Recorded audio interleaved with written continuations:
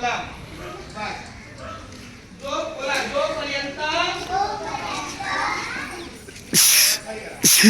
जोपर्यंत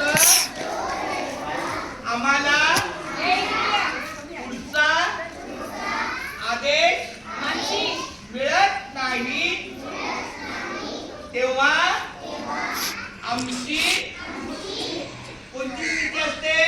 विश्राम. कोणती स्थिती? विश्राम. बघा ह्याला विश्राम म्हणतात. हात मागे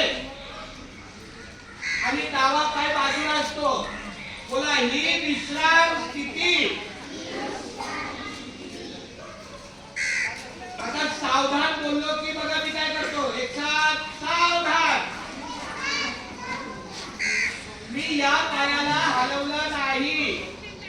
माझा हा उजवा पाय आहे, राईट लेग आहे, त्याला हलवलं नाही. विश्राम. मी हा पाय हलवतो का? हा पाय मी हलवतो का?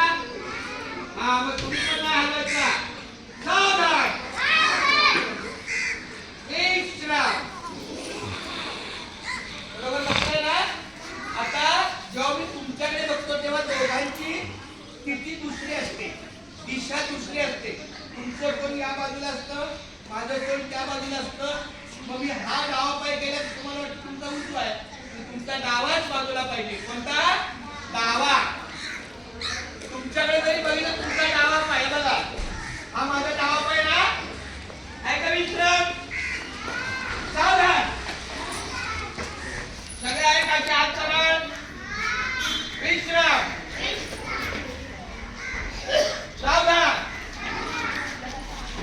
मला या लादीतून ना तुम्ही सगळे दिसता इथे बघा, सगळी मुलं व्यवस्थित करा के. आणि आता मी तुमच्याकडे बघतो, तुम्ही तुमची पायाची दिशा ठेवायची, बदलायची नाही. विश्राम.